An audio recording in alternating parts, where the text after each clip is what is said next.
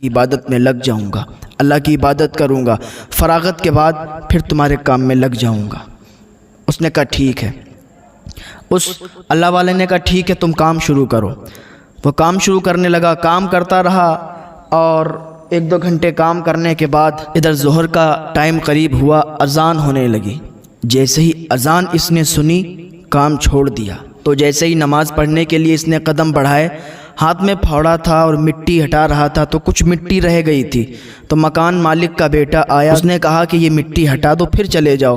کہا دیکھ، مجھ سے بات نہ کر، تیرے باپ سے میں نے بات کر لی ہے کہ جب اذان ہوگی تو تیرا کام چھوڑ دیں گے اور بس اللہ کی عبادت میں لگ جائیں گے۔ اس نے کہا ٹھیک ہے بھائی جاؤ۔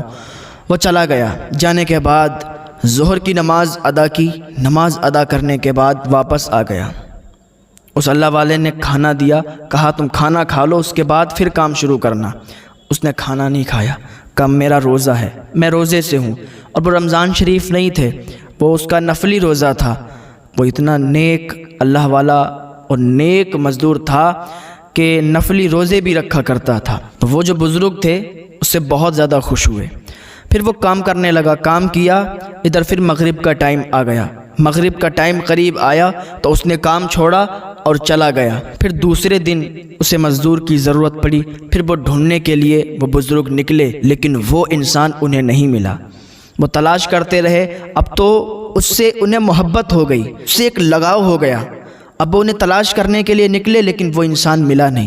لوگوں سے معلوم کیا کہ فلاں شخص ہے، مزدور ہے، اور کل میرے یہاں کام پہ آیا تھا، لیکن آج میں نے اس کو تلاش کیا، آج مجھے ملا نہیں۔ کہا اس کے بارے میں پوچھتے ہو؟ وہ صرف 1 ہفتے میں جاتا ہے کام کرنے کے لیے، ہفتہ کام کرتا ہے، 8 دن کے بعد کام کرنے کے لیے جاتا ہے۔ کہا اچھا ایسی بات ہے؟ کہا وہ کیوں؟ کہا وہ اس لیے کہ وہ اتنا کما لیتا ہے 1 دن میں، جو اسے 3 دینار یا 4 دینار ملا کرتے ہیں تو اس کے 1 ہفتے تک چل جاتے ہیں۔ وہ اتنا ہی کماتا ہے جتنا کھاتا ہے، اس سے زیادہ نہیں کماتا۔ وہ بڑا نیک آدمی ہے۔ انہیں اور چاہت ہوئی کہ اب اپنا کام کرائیں گے تو اسی سے کرائیں گے اور کسی سے نہیں کرائیں گے۔ 8 دنوں کے لیے کام روک دیا۔ اب دیکھیں ذرا غور سے سنیں پیارو، 8 دن کے لیے اس بزرگ نے کام روک دیا۔ یہ بھی اللہ کے نیک ولی تھے۔ کام روک دیا، اب 8 دن کے بعد تلاش کیا تو پھر وہیں وہ مزدور مل گیا، اور پھر اسے یہ لے کے آئے گھر پہ۔ اس نے پھر کام کیا۔ کہا تمہیں شرطیں یاد ہیں میری؟ کہا یار تیری ایک شرط یاد ہے، جیسے تو نے کام کیا ہے ویسے ہی کر، بس تجھ سے چاہت ہو گئی ہے، تجھ سے لگن ہو گئی، تجھ سے ایک لگاؤ ہو گیا ہے، تجھ سے محبت ہو گئی ہے۔ تو اس نے کام کیا اور کہا میں ہفتے کے ہفتے کام کرتا ہوں، اگر آپ کو کام کروانا ہے تو ہفتے کے ہفتے کروں گا۔ کہا ٹھیک ہے۔ اس نے ہفتے کے ہفتے کام کرنا شروع کیا، کئی ہفتے کام کیا، اور ایک دن ایسا ہوا کہ وہ نہیں آیا۔ 2 ہفتے گزرے، 3 ہفتے گزرے، وہ کام پہ نہیں آیا۔ اور یہ جو بزرگ تھے انہوں نے تلاش کرنا شروع کیا، تلاش کرنا شروع کر دیا۔ اس کو پوچھتے، گلی محلے میں جا کے پوچھتے کہ بھائی ایک مزدور ہے، وہ ہفتے کے ہفتے کام کیا کرتا ہے، کیا آپ نے کہیں اسے دیکھا؟ کیا آپ نے کہیں اسے دیکھا؟ لوگوں سے معلوم کرتے، لیکن لوگوں کو اس کے بارے میں معلوم نہیں چلا۔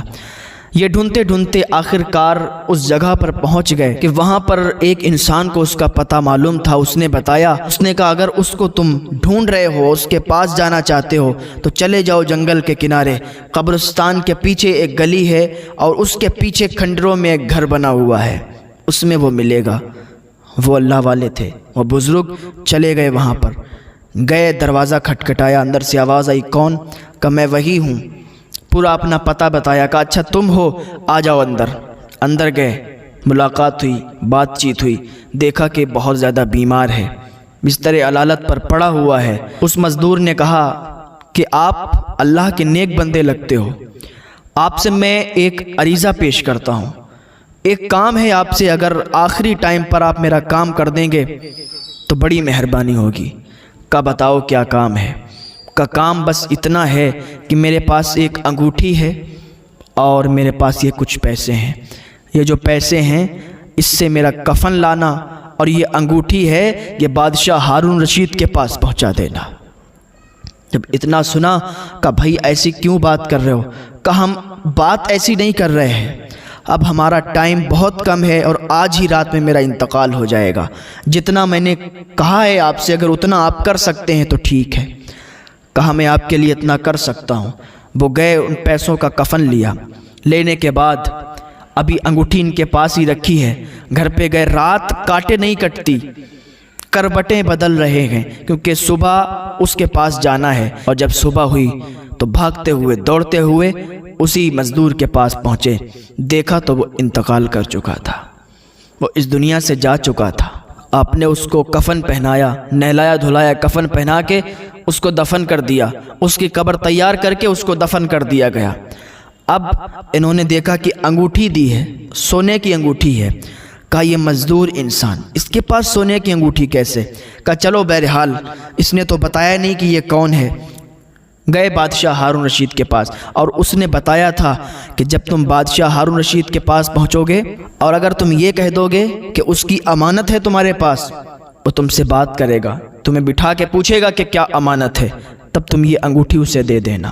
کہا ٹھیک ہے۔ بادشاہ ہارون رشید کے پاس وہ بزرگ جانے لگے، گئے دروازے پر، بادشاہ ہارون رشید کے محل کے دروازے پر جب پہنچے تو بادشاہ ہارون رشید سے ملنے کی التجا کی کہ بادشاہ ہارون رشید سے ملنا چاہتے ہیں، تو دروانوں نے روک لیا، ملنے نہیں دیا۔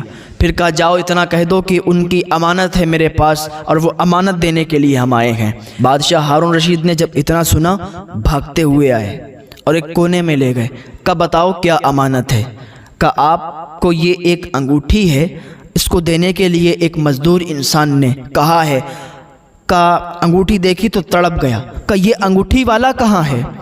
انگوٹھی تو اس نے بھجوا دی پر یہ انگوٹھی والا کہاں ہے؟ کہا انگوٹھی والے کا انتقال ہو گیا ہے۔ جب اتنا سنا بادشاہ ہارون رشید نے تو دھاڑے مار کے رونے لگے۔ تو یہ بزرگ انسان کہنے لگے بات کیا ہے یہ تو بتاؤ، نہ اس نے بتایا نہ تم نے بتایا، چیخ مار کے رو رہے ہو، بات کیا ہے؟ وہ تمہارا کون ہے؟ وہ مزدور انسان ہے، مزدوری کر کر کے کھاتا تھا، آپ اس کے لیے رو رہے ہو؟ کہا تمہیں معلوم نہیں وہ کون ہے؟ کہا کون ہے؟ کہا وہ میرا بیٹا تھا۔ کہا بیٹا تھا اور مزدوری کرتا تھا؟